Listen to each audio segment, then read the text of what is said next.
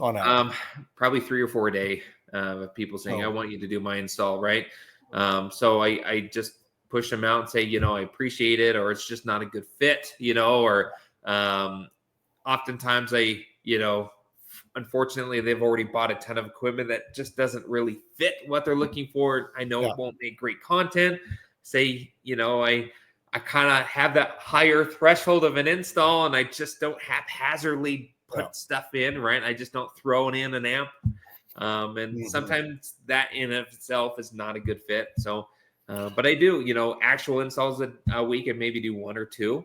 But I get a lot of content out of those videos. I take the time to film them and put them together and really make a good experience for those watching at home. So, and that is one of that's the one aspect here. Like, as you know, I work for CEO Look Magazine, so I look at the whole industry. I don't look at from Kicker's perspective or Rockford's perspective. I try to look at the whole industry.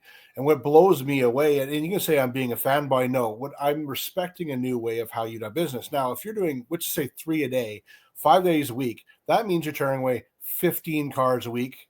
Okay. That is 60 cars a month. And that's why, and here I'm going to put my other hat on.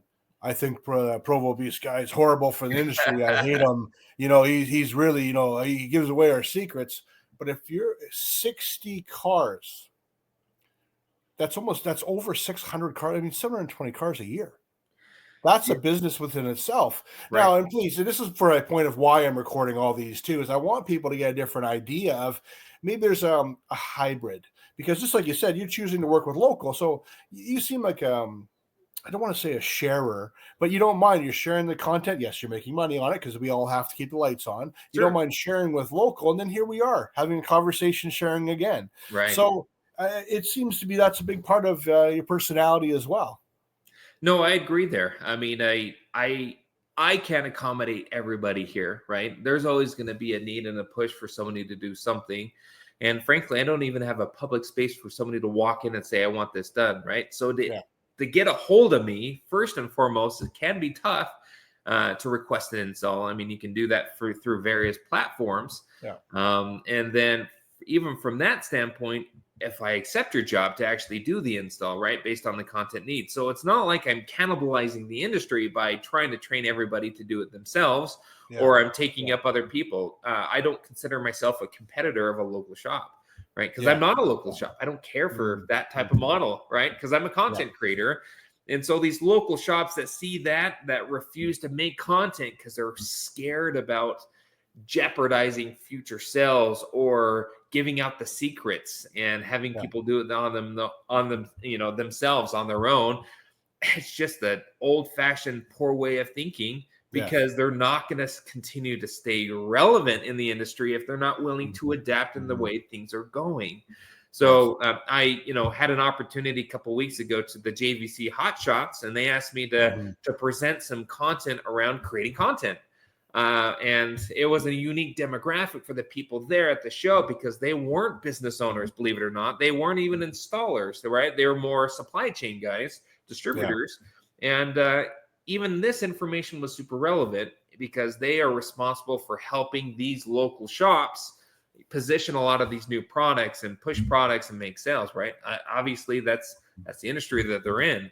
So for me, how do I tailor content for them to find this hybrid model to be an online presence while still serving people locally?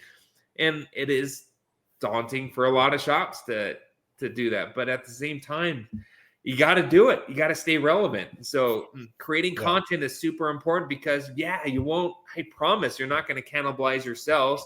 But at the same time, you're going to, show people what you're good at. Hey, we're still relevant in this industry. We, this is the quality of work that we can do. So, you got to find that. You got to find that balance, right? There's a balance there. And, but if you're willing to adapt, you might get left behind.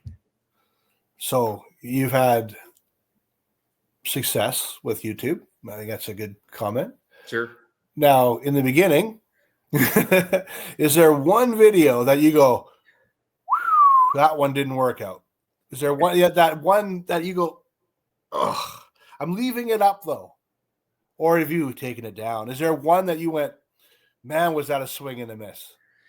I have never taken a video down, unless it was for technical or logistical issues. I haven't taken any content down that I feel embarrassed about because it's part of who I am and my Yeah. growth and my story, right? I have my very first video on YouTube. I filmed very poorly. I didn't even film me actually doing the work. There were cut scenes, and I was refinishing a set of wheels that I had. My very first video, and it's awful. The music was too loud. He couldn't understand what I was saying. Yeah, it wasn't great, right? But I learned from it. Yeah, Yes. sure, I could go in and delete my first year's worth of content, but why? It's a part of Yeah. me. Yeah, people can go hate on my early content, but I was learning too. I don't have a background in production, or Yes. I don't know how to film or get good audio, but I learned over the years, right? So I don't take that down just because it's who I am and it's the journey of my channel. And it's fun to kind of compare what I've done then to what I do now, and it doesn't even feel like the same person at all. But that's all of us, hopefully, Yeah. right? We're growing, we're Yeah. changing, we're adapting to industry needs. No, and it's interesting people's styles. Like yours is very, hey, I'm in the car, here's me, I'm making the connection, but you don't do this.